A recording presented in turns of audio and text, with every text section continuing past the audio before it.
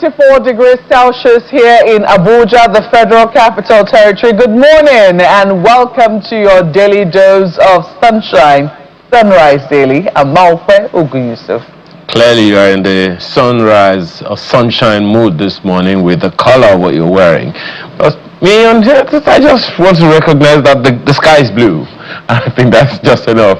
Good morning and welcome. It's 26 degrees here in Lagos and it's the 4th day in the month of August 2026. Welcome to the show. By the way, Mark, before we go, we've been counting down on this whole state police thing. We understand that the presidential working group is going to be sending the proposal that they have to the president on September the 3rd. So if there's anything to count down to, that's one. Well, quite a number of things. I was just going to say a yellow sun and a blue sky, perfect day. It couldn't be any more perfect. But absolutely. I'm talking about countdowns now. We also hear that the ICPC has wrapped up its investigation into the PFI-FPC investigation. And we also see in the papers this morning that the man also under investigation, or will I say one of the lead actors under investigation here, is asking that he be allowed to appear before the House of Representatives. That's speaking of Prince Adeyemi, who is the man who was supposedly heading this fictitious or this phantom commission.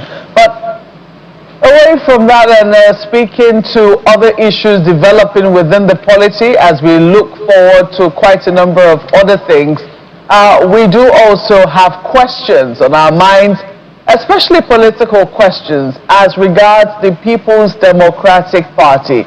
The People's Democratic Party was the ruling party in Nigeria for a period of 16 years, 1999 to 2015. There's been big question as to whether it will be able to come back, make its comeback, given the state of affairs within the political party as we speak. We know that it is currently factionalized. There are a number of court cases it's still battling with. But the biggest question right now is whether it has a presidential candidate as it goes into the 2027 elections. On Friday, we saw a leadership, a part of the leadership of the People's Democratic Party, at least a part that says they are leaders, they are the authentic leaders of the PDP, saying that they have now submitted the name of former President Goodluck Ebele Jonathan to INEC as their presidential candidate. They did admit that they were not able to access the portal of INEC, so they went to INEC's office, the headquarters, to submit a physical copy of his nomination as their presidential candidate. Today, another faction, or should I say yesterday, we're seeing the news today, another faction is telling President Goodluck Jonathan to speak up. Are you really the presidential candidate? And if he isn't, to disown this faction that says that they have presented him as their presidential candidate. So we've been seeing this the Turaki-led faction, visit Dr. Ebele Goodluck Jonathan. He's been very gracious. He's received them. He said nothing. Mom has been the word from him. And people are wondering, okay, this is a very strange situation. Usually when people are running, especially after they have purchased forms, because Nigerian politicians, they'll say, oh, my people wanted me to run, so they bought the forms for me. But after they have bought the forms, usually you have to fill it. And sometimes, even if they go to submit it on your behalf, you have to make some sort of speech as to whether or not you accept what it is that they're asking you to do. But so far, Mom has been the word from Dr. Goodluck Jonathan. As a matter of fact, on Sunday, we saw him pay a visit, some sort of routine visit to the current president, Bola Ahmed Tinubu, in the villa. So there have been questions as to if he's really running, will this be the situation right now? So really big questions on the lips of everyone as to what exactly is the situation with Dr. Goodluck Jonathan and the People's Democratic Party.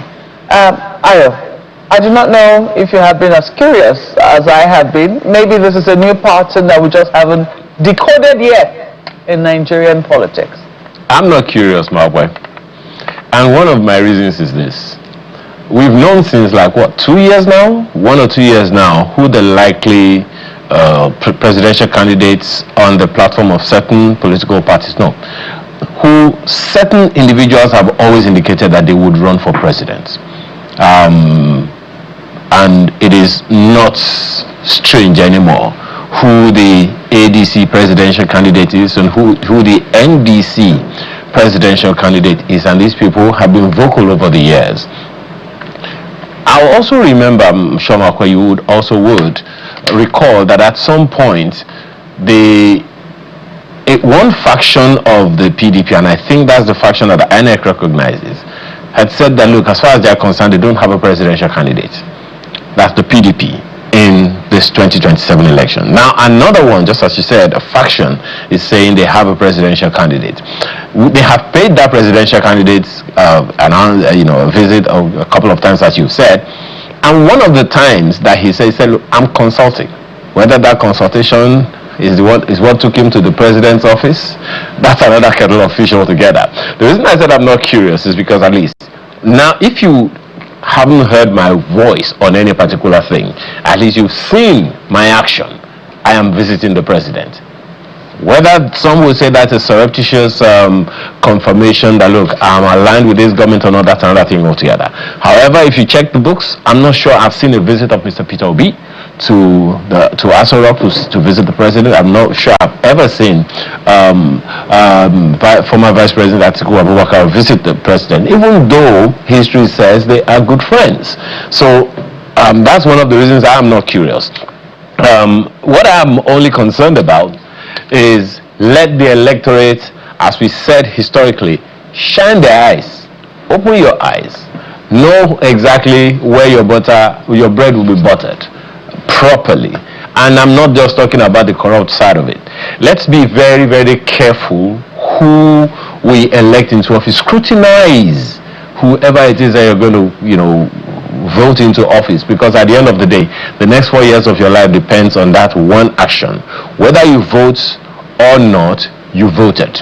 So that's, for me, Makwe, is what is important. And I also think, to a large extent, we give a little too much attention to the office of the president, while the office of the local government chairman and the state governor and the members of the House of Representatives, they are consuming our money, whether we like it or not. It is, resources of state and all of that. So, Makwe, that's really, for me, why I'm not curious. At least anyone who is looking will know, one way or the other, this man has a particular tendency towards one thing or the other. Whether or not he would contest, how many months to the elections now?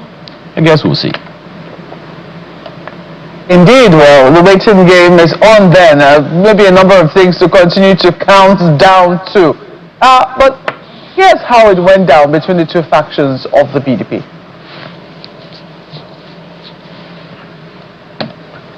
We are pleased to announce that, notwithstanding INEC's refusal to provide us with the necessary access codes, the codes, of course, is an administrative convenience rather than a legal requirement. We have successfully submitted manually and in full compliance with the Electoral Act 2026 the entirety of the list of candidates sponsored by the Authentic People's Democratic Party. This submission, containing the names of our presidential candidate, President Goodluck Ebele Jonathan, GCFR, as well as all governorship and National Assembly and National and State Assembly candidates, receipt of which has been duly acknowledged by INEC. As part of the electoral timetable, INEC will soon publish the names of candidates sponsored by political parties. Should the Commission publish names other than those validly and legally submitted by us, we urge our members, supporters, and teeming Nigerians who are eagerly waiting for the candidature of President Jonathan and other candidates of our party not to despair. We are exhausting every constitutional, legal, and democratic avenue to ensure that our party is not hijacked or annexed to the ruling political party, Any responsible electoral management body confronted with the situation where the PDP is, with conflicting judicial pronouncements and a pending appeal before the Court of Appeal, would exercise restraint pending the final determination of issues.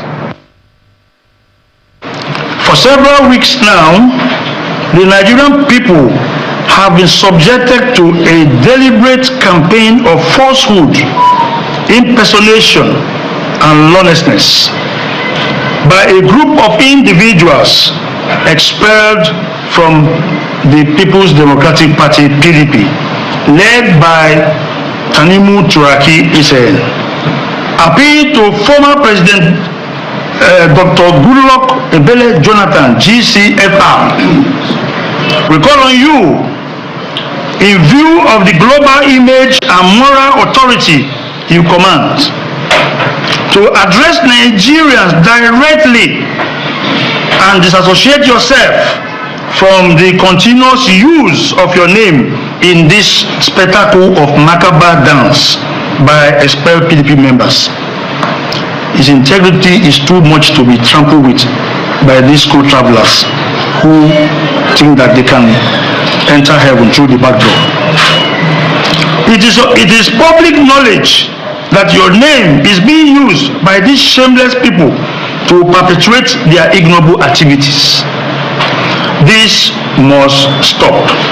We call on all security and law enforcement agencies to investigate with immediate effect the criminal and malicious forgery and distortion of court judgments by these co-travelers. Well, away from that, let's go into other things. Well, it's kind of related because we're still talking politics, and our first guest this morning is one you call a professional in politics, and we've seen historically a few of them coming into politics a little more frequently. If you're wondering why, let's find out from Kenneth Bass, who is the NDC candidate for Oruba Etung Federal Constituency, Cross River State. He joins us in the studio here. Thank you so much for your time this morning. Yeah, thank you, Lionel. Thank you for having me. First of all, you were at some point a member of the PDP. Yeah, I actually spent 15 years in the PDP. Whoa. Yeah. So did you see all this drama coming up?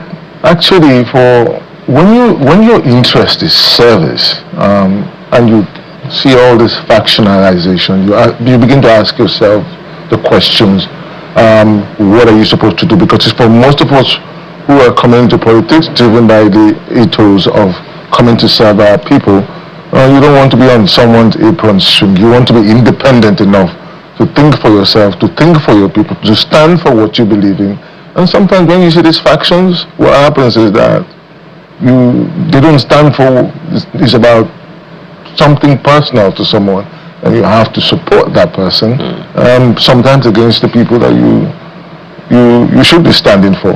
So that's why myself, I left the PDP and found myself in the NDC. So when you say you stand for yourself, there are those who will also ask the questions whether or not the ethos of the party itself, the manifestos of the party, was in any way at play. There are those who have also accused members of the PDP who have influence of violating even their own constitution. Is that something you experienced as well? Well, it's something you would experience if you're a conscientious person. You don't go into a political party because it's a vehicle. You get into a political party because it's a vehicle that's going in your direction, and you believe that direction represents the well-being of your people, whether in terms of education, security, any kind of reform. And that is why you get on it, and you get other people to join you and lead them in that direction. Once you cannot guarantee that ability to be independent-minded, the political party doesn't serve the purpose. But what we have, and I'm sorry to say this, but it's the stark truth, it's the elephant in the room. In most of the political parties, what we have is that we have situations where they become like cult followings. There are no ideas. There's no political party registered by the Independent National Electoral Commission that does not have what it stands for. But ask a lot of people who are jostling for positions on this party, on the platform of this party, if they ever read their party constitutions, or what they know what their party, or whether they know what their parties stand for. And that's where representative leadership start to lack when people do not know what the platforms that they stand for believing in terms of principles, in terms of values, in terms of direction, when it had to do with our national development, rural development, and all of that.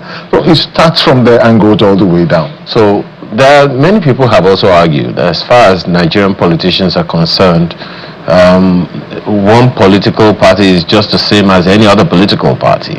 People who jostle from one political party to the other. The NDC has also received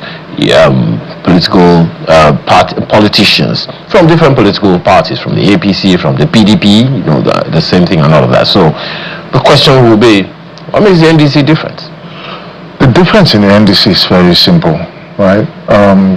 Issue-based engagement, legislative reform, oversight efficiency, care for the people at the rural side of government, in the rural areas, and there is the policy statement on almost every aspect of the national economy.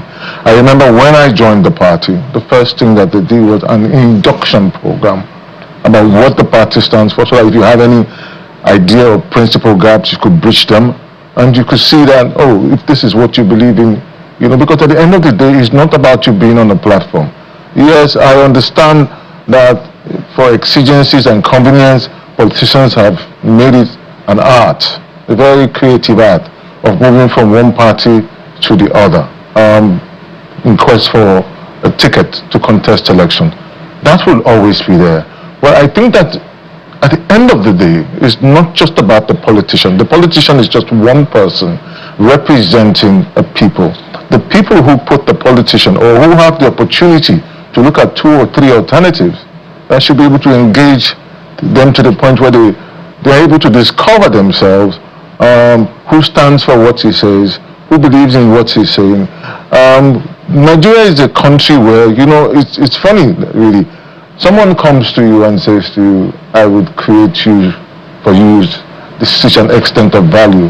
And you cannot see one thing in a man who has lived 50 years, 45 years, one thing that he has created. And the electorate believe in these people. And of course, that is why most of what we have today, people complain about not seeing the dividends of democracy, has a lot to do with the quality of representation. So I think that's one of the things we should look at.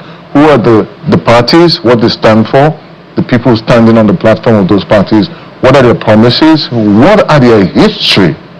Because those things always connect to what they can deliver. You are a PR specialist, so we will expect you to market yourself properly. It is a natural thing. And there are a good number of people who say, hey, politicians always make promises and they don't keep them and all. So there are those who listening to you and watching you right now will say, okay, this fellow, he's speaking the right things, as other politicians have said the right thing before. Some politicians have joined the political party, and before you know what is happening, their old habits kind of come into the new party with them and all of that. An African proverb says that the character is like smoke. At the end of the day, no matter how much you can it always plays up. So for those who are politicians that many people have been skeptical about, and they are joining in this party, what's the assurance of sustainability of these ideas that you're talking about? The NDC is one of the youngest political parties we have, so it's still an infant that can be influenced. Infant with a lot of experience. What has happened over the last 6 months or thereabout is that a lot of people who have something to offer, who have a history that you can go back and look at, like I said, have joined the party. Joining the party is not for the sake of joining the party. Joining the party is also for the sake of being able to add further depth to the debate about what we should be doing as a people, what direction we should be going to or facing as a country. Now, it is true that politicians will make you all the promises. I understand that, just to get votes.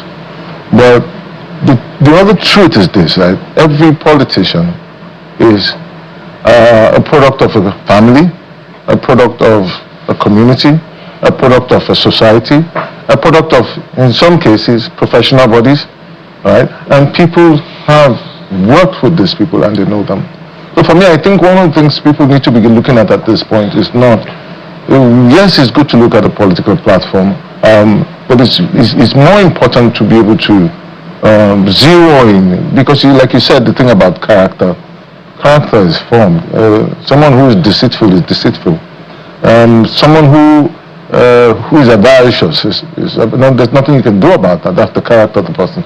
But I think that when the debate has more depth, Nigerians themselves, right, will be able to distill, right, everybody who stands in front of them and offers himself up for service. They'll be able to distill whether these people really are standing for service or not. Leading me to the bar, the entry level bar in the Constitution, the legal bar. Now, those who say that the legal bar is very, very low for entry, for running for office, school sets, minimum, and all of those things, and it cuts across all political offices in the country. In fact, there are those who believe that the Constitution doesn't even require you to pass WAEC. Just attempt it.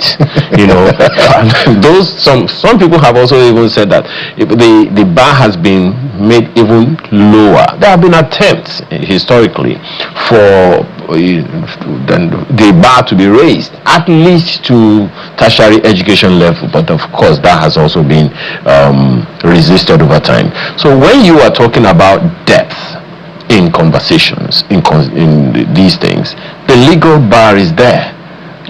There will be an entrance, and there is no legal compulsion for anyone to stand in front of the people for a debate. No such demands as yet. So will that depth matter when the person already has a ticket of his political party and the person refuses to come out and have any conversation with anybody? So I worked as a consultant to the late Senator Uche Chukwumeriji. He was trying to work on a bill at the time, 2009, on corporate social responsibility. And he found me and brought me to Abuja I stayed 2 months with him, maybe 3. And I used to walk into and sit in the gallery of both the Senate and the House of Representatives and listen to the debate that goes on the floor of those two hallowed chambers. That was when I made up my mind that if this were the quality of people who were taking the decision for me and my children and generations to come, then there was no point why I shouldn't get involved, why other people who have things to offer should not get involved. That is the motivation. So for me, I think what we should focus on, and that is what the 2027 elections is about.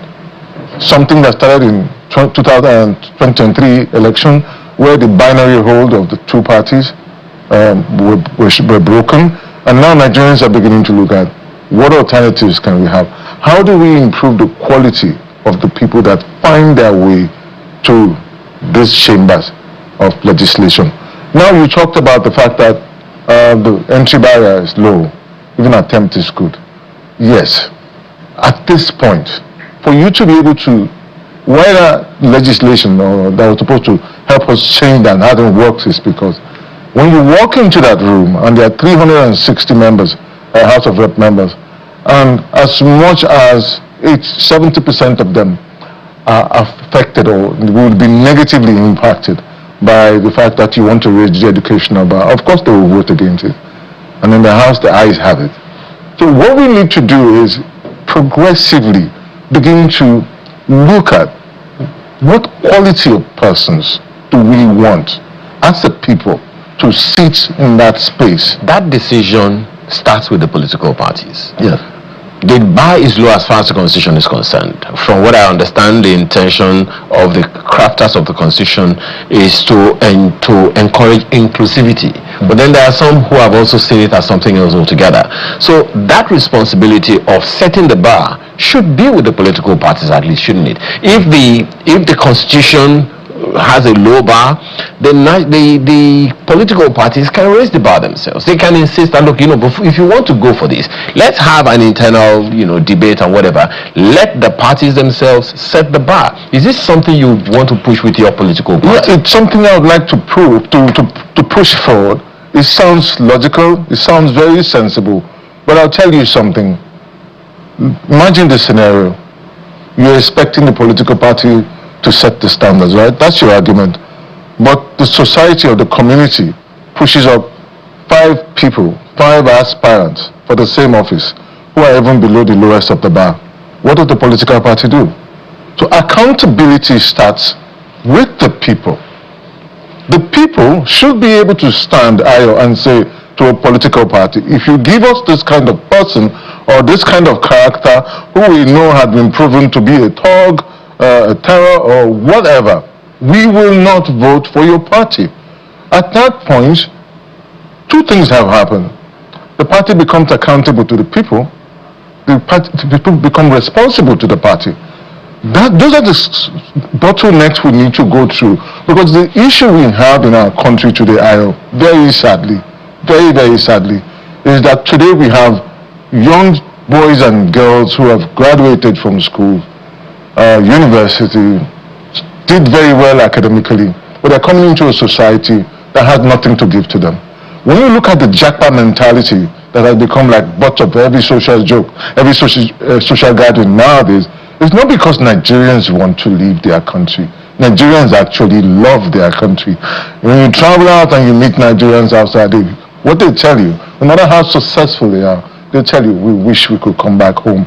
What we need to do is the quality of the socio-economic and cultural environment, and to be able to impact how that space, the health of that space, we need to critically, and that is the challenge of the 2027 election, Nigerians need to critically assess the quality of candidates and who they believe. Again, I go back to it, based on their history. You can't ask someone to cook you a dikaikong and the person had never gone to the market or seen a stove or a gas cooker, and you expect that some delicacy will land on your table. That part of accountability belongs to the electorate. And I think that is something, when we start from that point, where they begin to insist on quality, insist on quality, what that does is that when you get to the floor of either the Senate or the National Assembly, you'll find one thing. One, the politics of godfatherism will start to find its square root or disappear. Then, concomitant of that, you have quality representation, more people who can engage. Like when you look at the House of Commons in the UK, and they engage in robust debates about the economy and all that. It's not surprising that you used Edeka Ikong as the example, but we'll come back to that some other time. I'm sure Mokwe has some questions for you as well. Mokwe, go ahead. Indeed, I was already making a picture of that Edeka Ikong soup in my mind, but let me come back to the conversation here. I mean, you have been justifying why you have chosen the House of Representatives as your first point. You have made the point that people need quality representation, but we do know that your constituency already has a representative in the House of Representatives representing it, so to speak. I'm just a little curious as to, one, how you intend to displace him, given the fact that the political party which he represents is also the one at the leadership level at the state. That's on. I mean, is also the governor of the state, or has also produced the governor of the state, and also the fact that usually when people are able to do more than a term, they then become ranking members of the House of the National Assembly in such a way that they're given a greater voice. Yes, we do know that they're all supposed to be equals, but we also do know that in the House of Reps and in the Senate, some are more equal than others, and usually it has to do with ranking. And so oftentimes the plea has now been with the Nigerian public to see how they can return members that are performing. Is it that you do not think that this member currently is performing? And if you don't, what's your grouse with him? Okay. What's the first part of the question? You have a grouse with your member. Is he performing or not? Or why do you want to displace him? Oh, okay. So, thank you for the question. Why do I want to replace? I think that most of what we need right now is to be able to deliver quality to our people. I come from a part of the country, perhaps in my constituency, we're looking at about 600,000 or 700,000 population, where we promise young children all that they could have if they went to school and did very well. So for me, I think one of the things we need to do is how do we improve, we can't create enough industries to take up all the school leavers. How do we help them create startup enterprise by themselves? If you're looking at SMEs, how do we help them scale up, train them to start up and set up things for themselves? The other thing for me, why I think I would like an opportunity to represent my people in the National Assembly is the fact that I have also seen that it is possible. One of the problems we have in our country at this point is that it is possible for us to have schools, even elementary schools, right? That the same thing, whether it's coding, technology, that the child in China and Japan have access to, that we can start to introduce our children to it, even at the level that they are. I think those are some of the things that have held us back that we can do differently. So for me, I also believe that, you see, macroeconomic benefits without requisite benefit to or value creation for the people, it makes no sense. If at the end of the day, the cassava farmer in Obubwa cannot get his or her product to the market because of infrastructure deficit or inflation that has reduced 50,000 to 500. Those things matter a lot. So I think there are things we can do to bring life back to our constituency from that level, and hopefully have that, if it's happening on different levels in different constituencies or different states at the same time, that will help us to improve the quality of life of the average Nigerian. That's my answer to that. Well, I also raised the issue of ranking, the fact that the older a member of the House of Reps gets in, or even a senator gets within the system, the greater a voice they have, the greater understanding they have of how the National Assembly works. Do you think that you endanger that line of, that improvement of your people's voice if they continue to return the current member in the House of Reps? Well, there's always the thing about how the House works. Yes, people will always say that. But the way the House works or the legislature works right now doesn't necessarily mean it functions in its full capacity. The first thing about the legislature is oversight. The first responsibility you have as a legislature is to be able to look at your federal allocations and how it leads to meaningful impact in your constituency. It also helps you have the responsibility of also ensuring that your people are benefiting and they can see or feel the impact of governance. So if you look at this, even though it hasn't run the way it should, I think that when we create a process where the people who are minority, who happens to be like 1 to 1.5% or 2% or 3% at most, who make up the leadership, when they become accountable to the people who elect them, I think we see a lot of magic. That is the gold dust for me that is missing. Because what has happened over the years, Mopo, is that we have weaponized, the political class have weaponized poverty against its own people. So if you go around, for example, during the campaigns, the people are more interested in things like transport money, salt. Nobody's engaging in the robustness of the conversations that will bring about differences in their lives. So like I said to Ayo earlier, it's not so much about what you do differently in the House of Representatives or the Senate. It has more to do with the fact that have we gotten Nigerians to that point where perhaps in the last 3 years, right, their patience has been tested. Their wallet that used to bust the seams are virtually empty. They can't buy food like they used to, or eat and have a quality of life that they used to have. Has this energized them to the point where they are saying to themselves that, We're not going to stand back anymore and just accept gifts of soap and salt from the politicians. We want to ask them what plans do they have for their children in terms of education? What plans do they have for the local markets, for all aspects of their society? But I assure you, when these conversations really start and get to that point, you won't be talking about quality of representation that is poor. What will happen ordinarily is that you're going to give the Nigerians the right, which they have, but they haven't recognized for a very long time, the right to hire a politician and fire him even before the next election when they are not satisfied with what they're getting. So it's not so much about what happens in the House. We talked earlier about the quality of people who go into the National Assembly, but I also believe very strongly that the quality of followership is also important. Now, it's not that we don't have good followers, but it will be also for the sake of our country, for the sake of the future. It's also important that we get our followers. When we're going to meet them, they're asking us pertinent questions.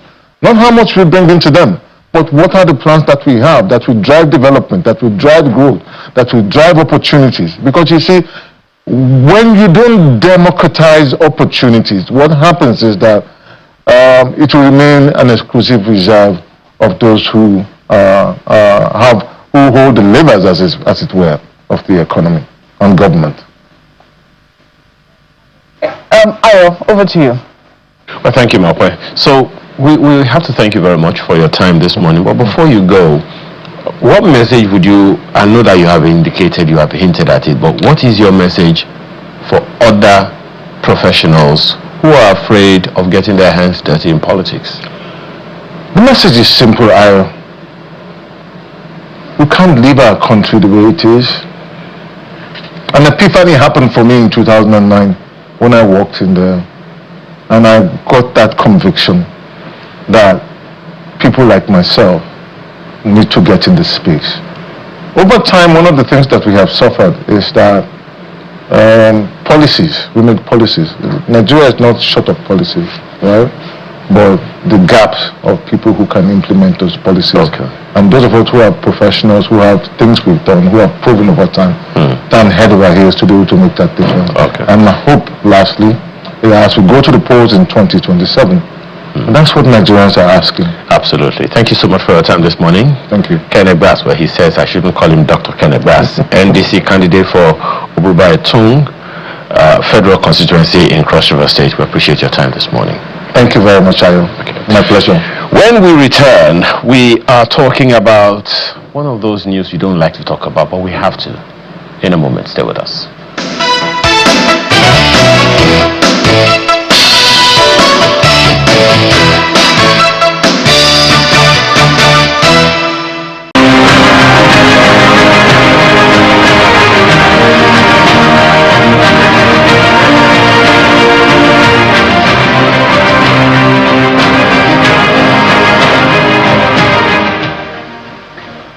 Welcome back. We're switching gears now to security. A controversy or dispute, if you like, has arisen over the freedom recently gained by a judge of the Federal High Court, a Kebbi High Court judge, Justice Faruku Bunza, who was freed from the hands of his captors 10 days after he was taken.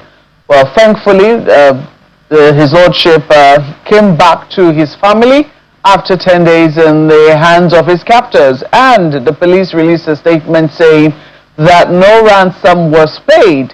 However, the family is not pulling any punches, and they have come out to say that they paid a 50 million ransom, a 50 million naira ransom to his abductors. That clearly must have been quite traumatizing for the family. Well, this morning we have in our studios Umar Aminu Kalgo, Esquire, who is a public affairs analyst and the former secretary of the NBA in Brenin Kebbi branch. Good morning, and thank you so much for coming to our studios this morning. Good morning, my pleasure. This is a most unpleasant controversy, even though we must be thankful that at least his lordship was able to return safely unharmed to his family members 10 days after he was taken.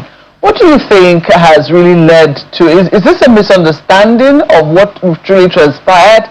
Can the police say, oh, we didn't know if the family paid, but the family, of course, I mean, they have a right to say that they paid, don't they?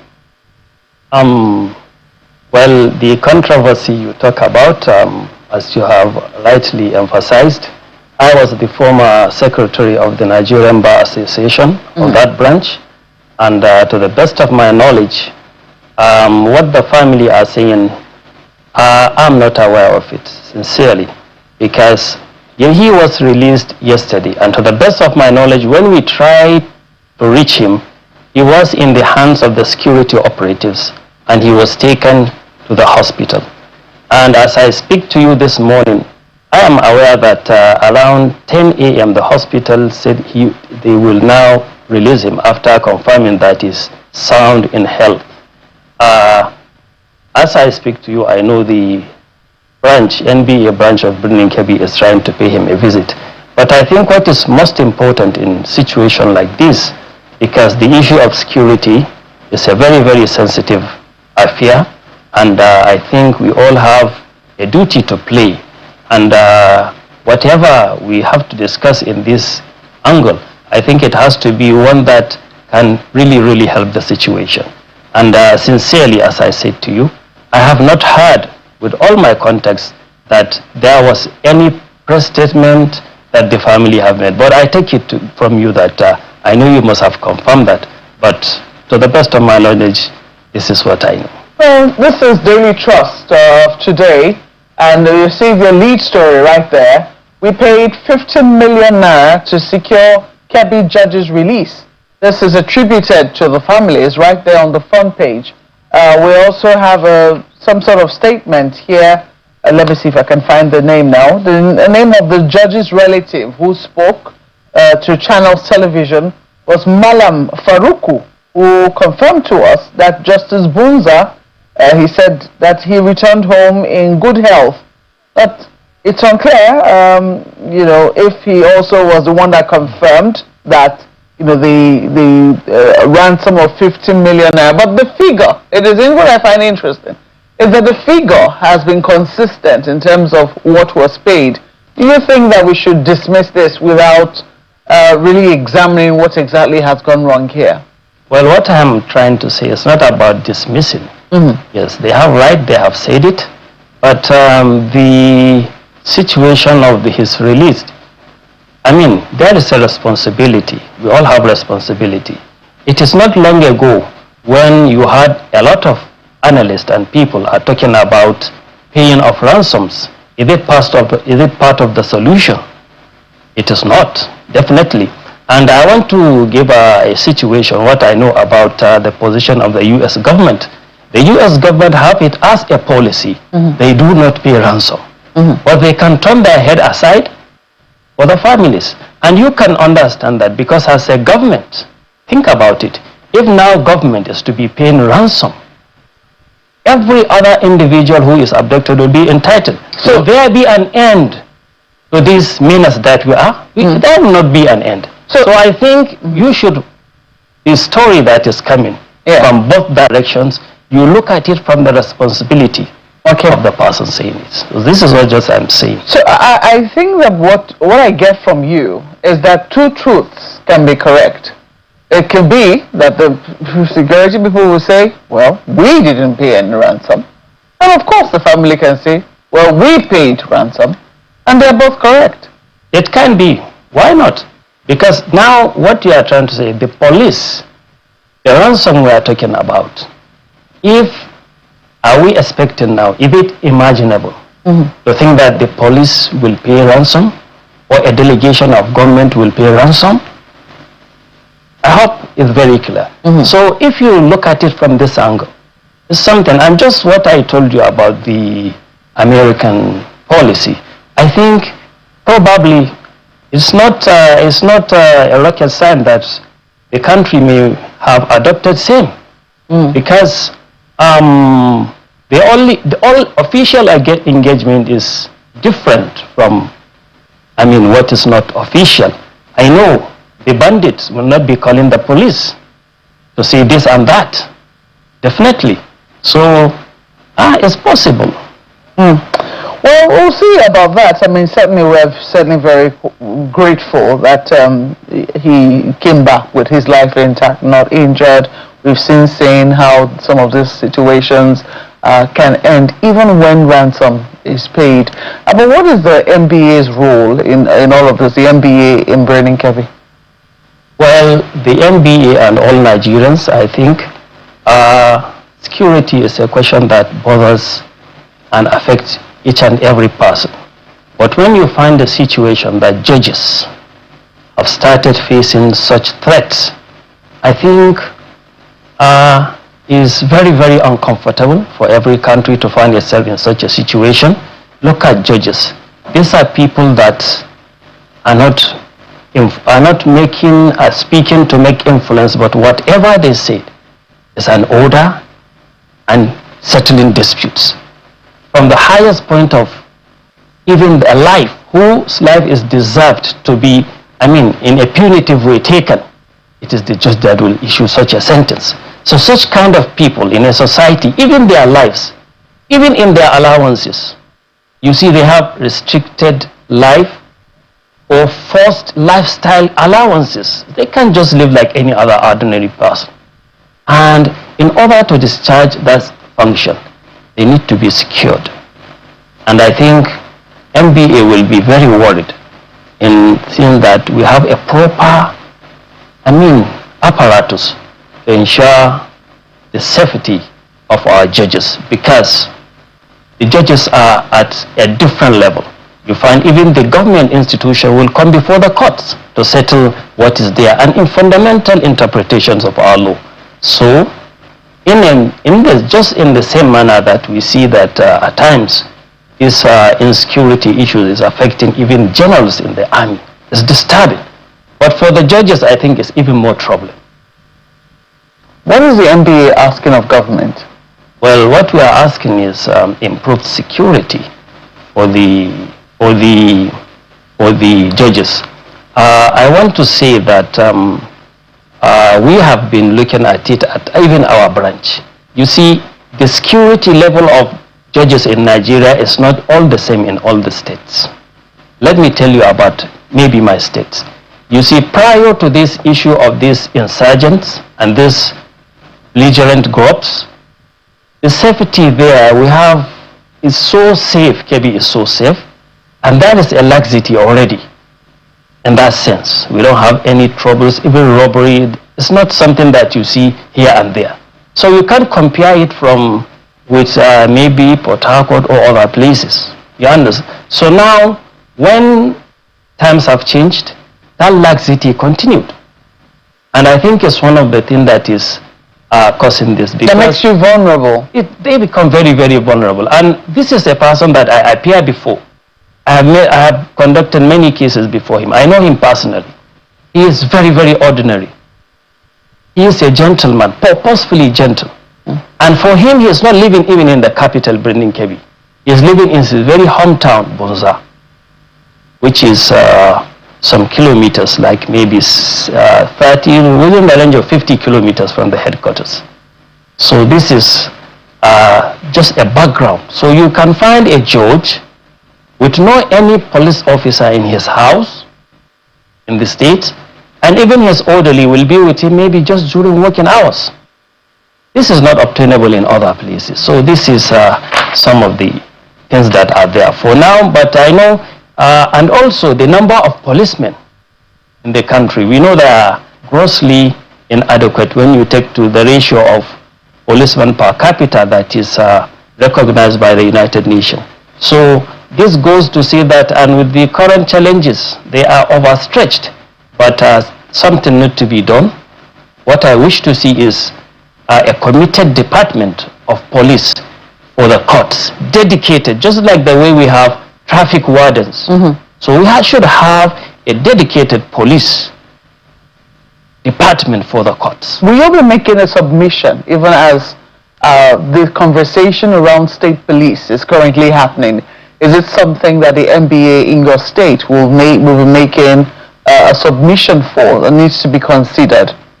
The NBA does not make a suggestion at state level. It's at the national level. Okay. We speak in one voice. So I know the discussion of state police is everywhere. They are talking about it. Personally, I'm not a proponent of state police. You're not? Yes. In spite of the dangers that your state is currently facing? Yes.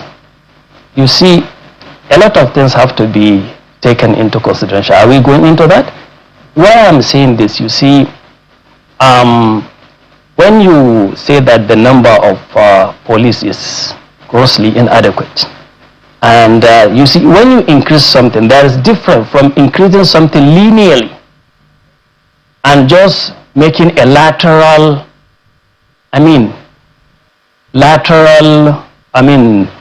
making it multiple laterally. Exponential. Yes. What I'm trying to say is, it's just like the picture of that two people. One have several ladders, but he put them horizontally, one over the other. He could put 10 and climb on them, but could not reach.